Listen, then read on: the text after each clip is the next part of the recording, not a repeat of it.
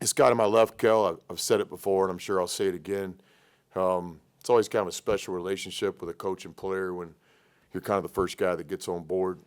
And I might have the specifics a little bit off, but to my memory, when our season ended, we jumped in the portal immediately. The first player I talked to was Mikeal. The first person I went and visited in person was Mikeal.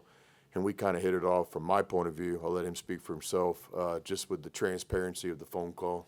Talked about a lot of things that day, the next day, but a lot of it wasn't basketball. Basketball speaks for itself. He's a positionless player that has physical strength and athleticism that translates to not only college basketball, but in my opinion, the next level. He's a committed guy. He puts in his time. He's a disciplined guy. Back to the recruiting, one thing about Mikeal's discipline is because of his faith. He was in a situation in the spring where he wasn't going to take visits while he was celebrating and executing some of his personal time and beliefs. And so he just told me, hey, Coach, I'm interested in Ole Miss, but I'm not going to visit until this day. I think it's about a 2-week period. There's some things more important to me than basketball. And I respected that. And he told me, hey, but I will visit on this date. And you can imagine from a coaching standpoint, you're like, hey, man, this guy wants to come first. Should we wait or whatever? And I was like, no, I went down there and I met the man face to face. I believe him. He'll keep his word. He'll visit. He did. And we're just pleased to have him. He's going to have the best season he's ever had in college basketball for us to do things we want to do. He understands that. I understand that, just like I'm going to have the best season I've ever had coaching. But he's somebody I believe in, not only because of his talent, but his maturity. He's a tough guy. His story of growing up in Philly is real. It's not a little side article. It's real. This guy's overcome a lot of adversity at this young point in his life. So he's somebody I really believe in. Any questions for Kel? I guess obviously the interest was there on their end from what Chris just said, but for you, what was that like, knowing that they waited and respected what you needed to go through personally before you made visits? It meant everything to me, to be honest. I'm Muslim, and I celebrate Ramadan every year it comes around, and that's where my focus was. It wasn't too much about the transfer portal or basketball itself. It was really focusing on my faith and trying to get closer to God. And because Coach Beard and the staff respected that, it allowed me to just pour into them just a little bit more, or just give them a chance a little bit more. How rare, or I guess unique, is that respect? I don't know if every program in the country would be willing to accommodate something like that, but what is it about Ole Miss that you've experienced that's been so welcoming about that? Honestly, this man to the right of me, bro, like, he accepted me with open arms, given the adversity and all the things that I've been through.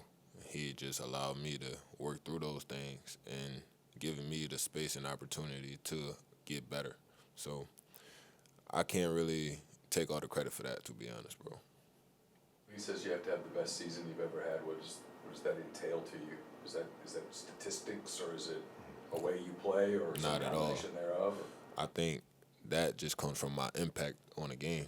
It doesn't really have to do much with scoring or anything like that, to be honest. Just me imposing what I bring to the table. I think that's really what he means by that, to be honest. So intangibles, defense. All the little stuff. When you mentioned it there, and Chris mentioned it, the physicality. Obviously, SEC is known for those big guys and challenging toughness. Is that something you're looking forward to once January rolls around? Absolutely. I can't wait. Given that I played against a couple SEC schools last season at my old school, and I was pretty successful against those schools, so honestly, I don't say that to be arrogant or anything like that. I just say that to say that I'm prepared. Kind of along those lines, I think that last time you and I talked, you talked about that outing against Arkansas last season specifically. Was that kind of the moment that you maybe realized, like, okay, it's time to take it to the next level? Honestly, yes, because right before we played Arkansas, we played Vanderbilt, and I kind of had a, if not better, performance against Vanderbilt. So I think playing against those schools made me realize that I can play at this level. How's camp or preseason practices, or whatever y'all choose to call it, how's that going with you? Obviously, you and 5 new guys are trying to mesh kind of in a quick turnaround here. I mean, it's fun more than anything. I love my teammates. We have a great group of guys, and I think the more we continue to gel, the better we'll be. questions from Mikeal? I guess, Beard likes to talk a lot about positionless basketball and all that. You mentioned you being one of those guys. Have you ever been a part of any team from high school to previous stops and now where like basically everyone's kind of positionless in your mind? Do you see it that way or? Never, bro. Like, I think I don't know if I told you this or not, bro, but I never been on a team where 9 players could post up. I've never experienced that, bro. So that alone is unique within itself. All right. Thanks, man. Appreciate it.